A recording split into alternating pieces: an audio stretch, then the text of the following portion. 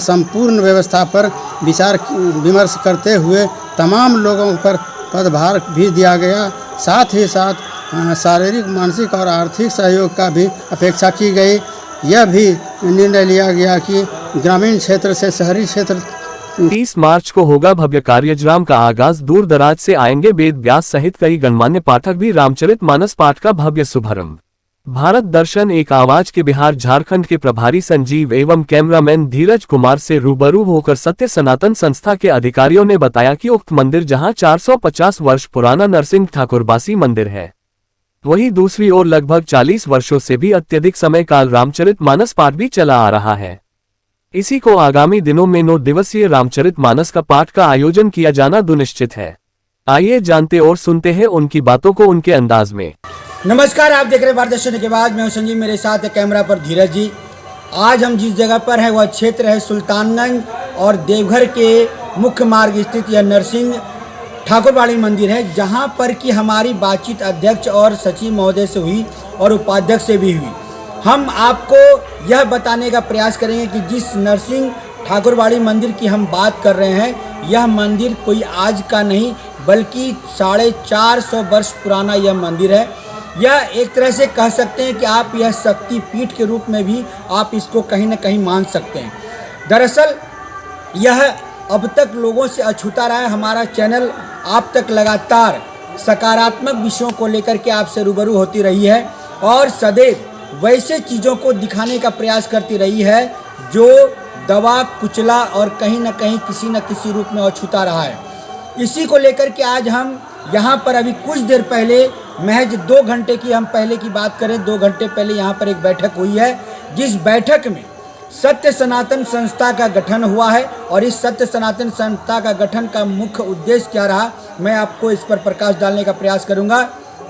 यहाँ पर आने वाले 30 मार्च को यहाँ पर रामचरितमानस का पाठ होने जा रहा है, जिसमें दूर दराज से कई वक्ताएं आएंगे, अपने वाचन से यहाँ के लोगों को मंत्रमुग्ध करेंगे। साथ ही साथ यहाँ पर जो स्थानीय लोगों की भूमिका है वह सकारात्मक तरीके से आप तक है और समर्पित हैं। सभी लोग यहाँ के गांव की बात करें या शहर की बात करें या कई दिग्गज नेताओं की बात करें, यहाँ पर सहयोग देने के लिए स्वतः रूप से आते हैं और आने वाले दिनों में भी यहाँ पर आएंगे। इसी को लेकर के एक बैठक आयोजित की गई थी। हमने पूर्व में अध्यक्ष, सचिव और यहाँ के उपाध्यक्ष से हमने बातचीत करी है। बहुत सी बातें हुई जिस पर यह बात खुल कर के आई कि आप अपने ओर से सकारात्मक तरीके से किसी भी प्रकार से आप यहाँ पर सहयोग कर सकते हैं, चाहे शारीरिक रूप से हो, मानसिक रूप से हो या आर्थिक रूप से हो। हम आपको इनका पूरा वीडियो अपने साथ दिखाएंगे, अध्यक्ष, सचिव और उपाध्यक्ष महोदय का। चलिए कुछ देर के लिए ब्रेक ले। आपका परिचय? मैं चंद्रदेव यादव सत्य सनातन संस्था का अध्यक्ष हूँ। चलिए, आज के बैठक का उद्देश्य क्या रहा? मेरी अध्यक्षता में सत्य सनातन संस्था की बैठक आयोजित की गई है, जिसमें आगामी 30 मार्च से लेकर 7 अप्रैल तक होने वाले संपूर्ण कार्यक्रम की रूपरेखा तैयार की गई, जिसमें अतिथियों की आगमन से लेकर उनके प्रस्थान का संपूर्ण व्यवस्था पर विचार विमर्श करते हुए तमाम लोगों पर पदभार भी दिया गया। साथ ही साथ शारीरिक, मानसिक और आर्थिक सहयोग का भी अपेक्षा की गई। यह भी निर्णय लिया गया कि ग्रामीण क्षेत्र से शहरी क्षेत्रों तक के लोगों को जानकारी देते हुए सहयोग की अपेक्षा की गई। आपका परिचय? मेरा नाम सुधांशु प्रसाद है जी। मैं सत्य सनातनी संस्था का सचिव हूँ जी। आज के बैठक का उद्देश्य क्या है? आज के बैठक का हमारा प्रमुख उद्देश्य रहा आगामी 30 मार्च से लेकर 7 अप्रैल तक रामचरितमानस के पाठ का आयोजन कराना। इसी को लेकर सभी वर्गों के साथ बैठक आयोजित की गई, जिसमें आगामी दिनों के कार्यक्रम की रूपरेखा तैयार की गई। आगामी दिनों में क्या क्या कार्यक्रम होना है, इसको लेकर के?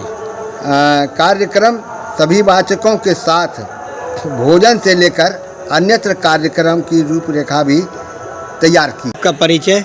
मेरा नाम संजीव कुमार राम है। अच्छा, आपका पद क्या है? उपाध्यक्ष है। कौन सा संगठन है आपका? सत्य सनातन संस्था के तत्वाधान में श्री श्री 108 मानस सत्संग गोष्ठी द्वारा श्री रामचरितमानस का 9 दिवसीय कार्यक्रम का आयोजन हम लोग करवा रहे हैं जी। तो इसमें रामचरितमानस का जो भी पाठ होता है हम लोग करते हैं और सदियों से ये चला आ रहा है। कितने दिनों से चला आ रहा है ये? 30 साल से चलता आ रहा है। या इसमें कितने लोग शामिल होते हैं आप लोग इसमें कार्यक्रम में? इस कार्यक्रम में तो बहुत सारे आदमी भाग लेते हैं, लेकिन प्रमुख रूप से 10 लोग रहते हैं हम लोग वाचक में। जी। अच्छा, मेन वेद व्यास में कौन बैठते हैं यहाँ पर? जी, अभी तक तो दिनेश बाबा ही आ रहे थे और इस साल भी दिनेश बाबा ही आएंगे। उन्हीं के द्वारा होगा? जी सर। अच्छा, यह कार्यक्रम कब से कब तक चलेगा ये? ये सुबह 9 बजे से शाम के 4:30 बजे तक चलता है। और संध्या 4 साढ़े 4 बजे तक चलता है? जी। और रात्रि में? रात्रि में करीब 11 बजे तक चलता है। 11 बजे तक चलता है जी। इसमें हम लोग भजन कीर्तन भी करते हैं। अच्छा, ये कौन सा स्थान है ये? ये हमारे पूर्वजों के द्वारा नरसिंह भगवान के ठाकुरबाड़ी है। अच्छा, वहीं पर कार्यक्रम होना है। हमारे उस न्यूज को देख रहे थे जहां पर कि कार्यक्रम को लेकर के हमारे अध्यक्ष ने, सचिव ने और उपाध्यक्ष ने आपको सारी बातें बताई हैं।